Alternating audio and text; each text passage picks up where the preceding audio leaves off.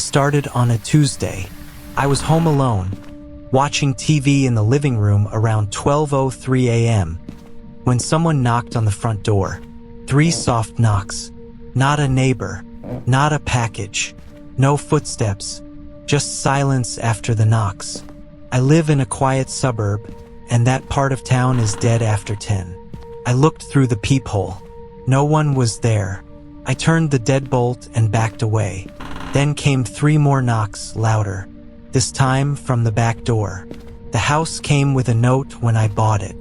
I thought it was a joke from the realtor. It was taped inside a kitchen drawer. Handwritten. Rules for living here. Never answer the door after midnight. If someone knocks twice, ignore it. If they knock 3 times, lock all doors and hide. If they knock 4 times, this line was scribbled out violently. Do not open any mirrors. I laughed when I first read it. Now it didn't feel so funny. I checked every lock in the house. The knocking didn't come again that night. On Thursday, I was brushing my teeth when I noticed something strange. In the bathroom mirror, my reflection wasn't quite right. It was watching me, but its mouth didn't move when I moved mine. Its eyes blinked slower than mine. And when I turned off the light just for a second, the reflection smiled. I don't smile like that. I covered the mirror with a towel. That night, I heard 3 knocks again. But this time, they came from the hallway closet. The hallway closet hadn't been opened in weeks. I kept coats and old boxes in there. Nothing that should make a sound. 3 knocks. Slow. Deliberate. I stood frozen, staring at the doorknob. It was turning, just a little, like someone on the other side was trying not to be heard. I shouted, "Who's there?" Silence. Then something spoke through the door. A voice like mine, but wrong. Slurred, echoed, like it came from deep underwater. "You left me in the mirror. Let me out." I didn't open the door. I nailed it shut. Last night, the knocks came again. But this time, 4 of them. Not from the front door. Not the back. Not the closet. They came from under the floor. I got down on my knees, pressed my ear to the wood. I heard breathing, then scratching, then, "You broke the rule." The lights went out.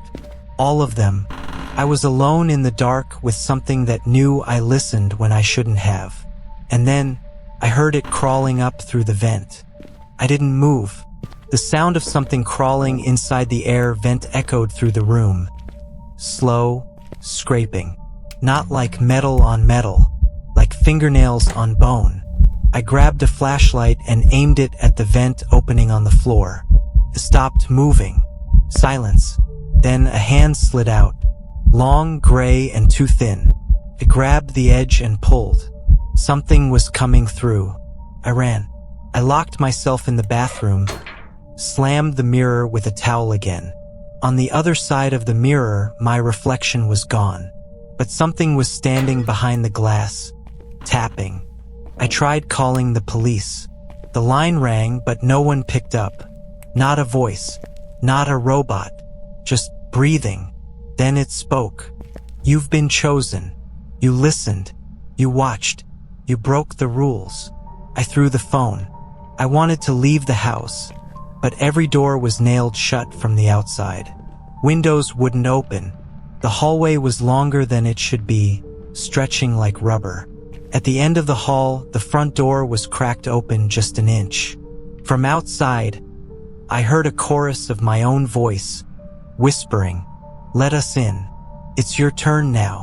At 12 a.m. exactly, all the lights flickered. The taps in the house turned on by themselves. I walked to the bathroom. The mirror towel had fallen off. The surface was no longer glass. It was rippling like water. And behind it was my room, but different. The walls were darker. The light was red. And standing in the center was me. Grinning wide, eyes black, arms outstretched. "You were never real," it whispered. "You're just what I left behind." The reflection pressed a hand against the inside of the mirror, and I felt it on my own back. It's 12:03 a.m. again. The fourth knock just hit the front door. I didn't answer, but this time, it didn't matter. The door opened by itself. They came in. Versions of me. Some burned. Some missing faces. All smiling. I tried to scream, but one of them stepped forward, placing a finger to my lips. "Shoo, it's your turn to knock now." Everything went black. I woke up standing on the other side of a mirror, staring out at a new person, brushing their teeth. And now I'm waiting for them to break the rules.